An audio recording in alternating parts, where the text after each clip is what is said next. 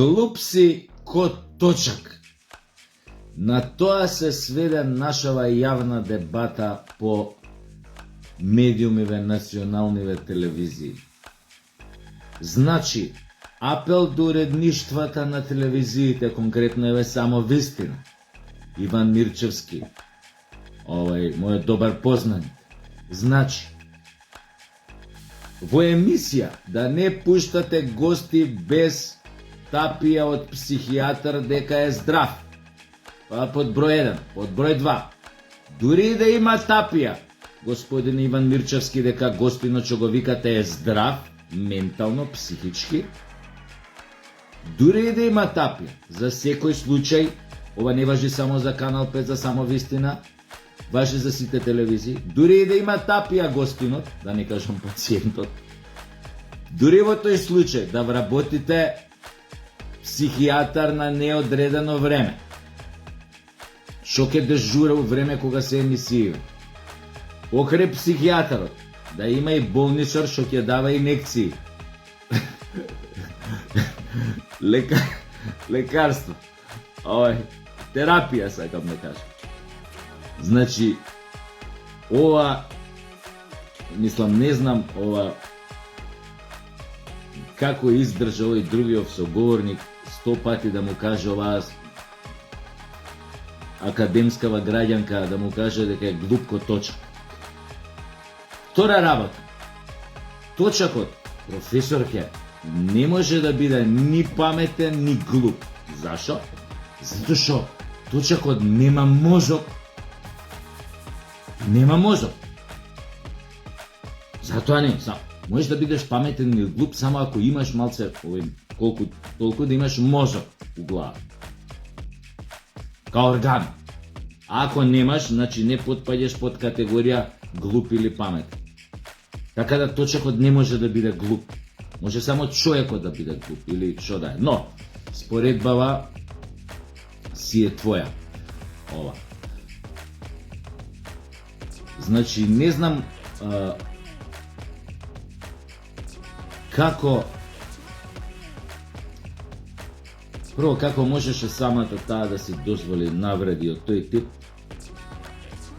А втора работа, со ова се покажа уште еднаш дека нашата јавна дебата, нашата политичка дебата е на толку ниско ниво, што подобро да не се појавуваш, поле вака да си коментираш на Facebook или шо и да е ова ја што го правам, отколку да влагаш у емисија со непроверени, со непрегледани, би рекол, соговорници. Што да кажам, мислам, гледавте емисијата, веројатно. Како се смееше. Добре, се не ги коментирам ни двајцата, не навлегувам у тоа кој бил управо за некој работи, кој не бил управо.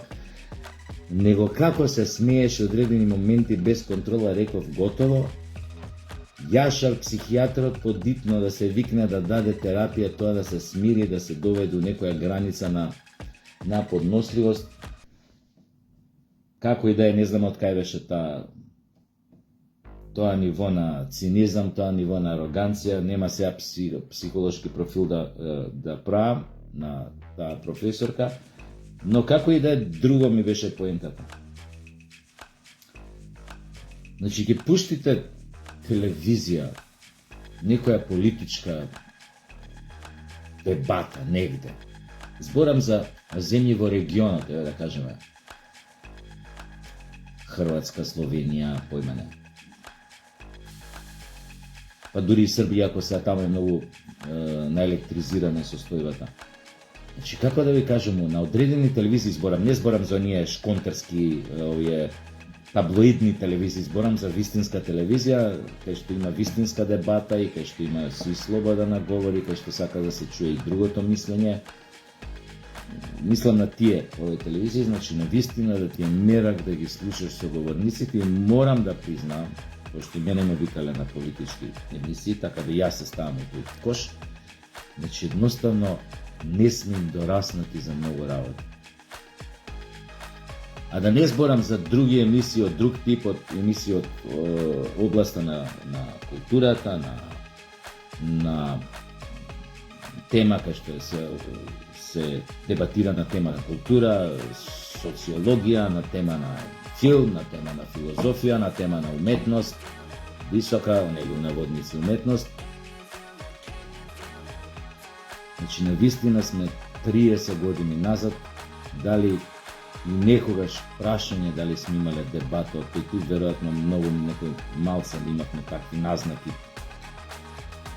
Од памтам ја негде крајот на 80-тите, почетокот на 90-ти имаше уште што се вика одреден интелектуален слој вистински во Македонија, неколку доста паметни луѓе од кои што можеше многу паметно да чуеш и многу да научиш. Но за жал, пак ќе кажам, у тој кош се ставам јас, денеска она што остана е, тоа гледате и сами што остана по телевизиите, тоа е, како да ви кажам, дно дна.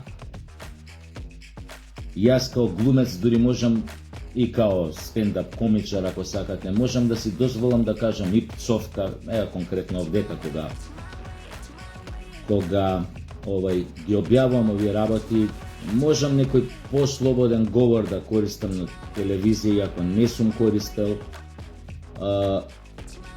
И тоа пак може да ми се одбие на тоа, ете дека си глумец, па ова, па и стендап комичари, луѓето и така ме сваќаат малце, кој на шала, кој на смеа, а и некако, мада не е добро ни ја тоа да го правам.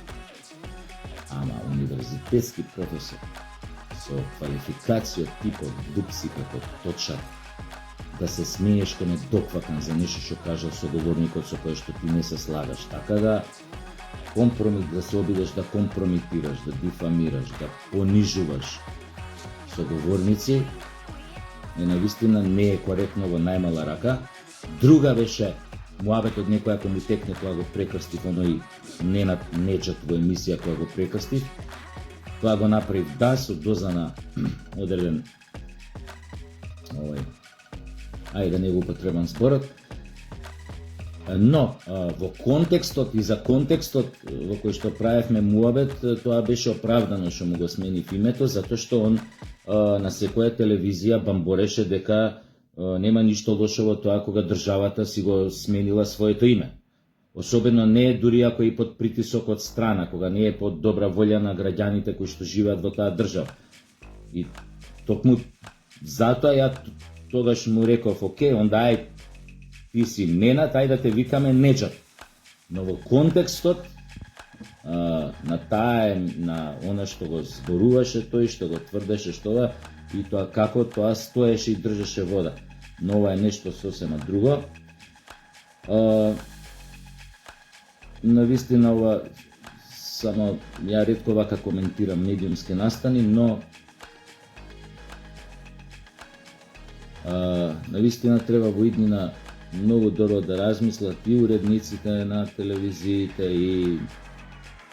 и овие кои што се продуцентите, кои што ги викаат гостите. Сега, веројатно и гостиве се броени во Македонија, кој можеш да го викнеш да збори и кој сака да збори, тоа го знам и самиот кога барам гости за нешто ја што правам као подкаст, но за жал, мора нешто да се продава, нели, телевизиското време, да се искористува, така што, но треба да се поведе навистина сметка, затоа у шегата го кажав на почеток, да не стварно треба по некој психијатар да има неодредено работно време и болничар. Оти, замислете, тоа може да го гледа и ако младите или оние кои што се во фаза на созревање или студенти гледаат, пример, ваква емисија на телевизија со вакви квалификации, со вакви навреди, со ваков еден надмен однос, арогантен, со однос на понижување кон соговорникот.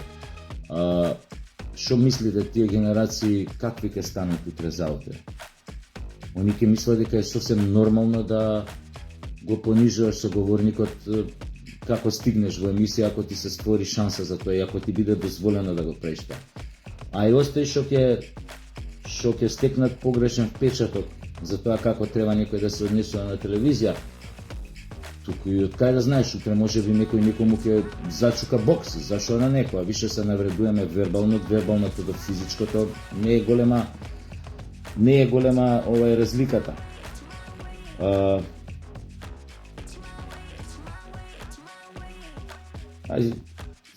Сум го правил ова и со други луѓе, му навистина штета е што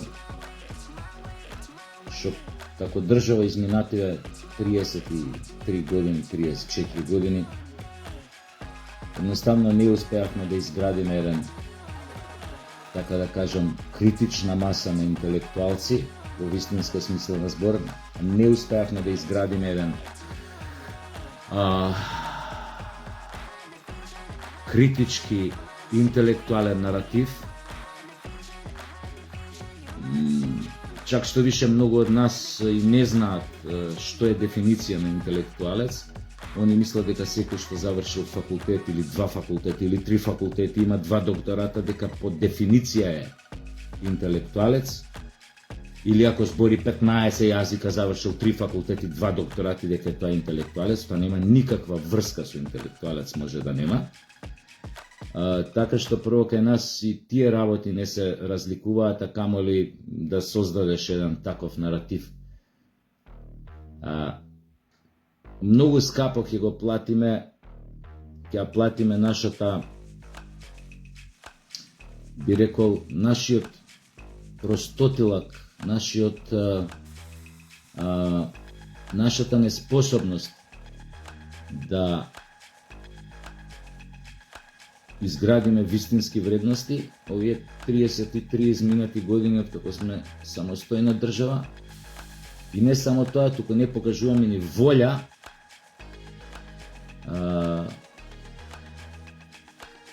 да се обидеме да изградиме или да поставиме некои репери, некои вредности, некои критериуми за одредени работи во случајов за тоа кој може, а кој не може да се појавува на некоја јавна дебата, особено на телевизија. Наверојатно овие работи што ги зборам се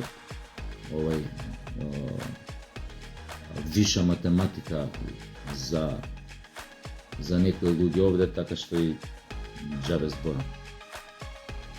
Но се надевам дека горе-доле ме разбрав. Ај се гледаме, идам на представа од 8 сати, имаме фамилија Адамс. Пуна зала е, нема карти, така што да знаете, да не се обидувате да доаѓате, преполно се гледа.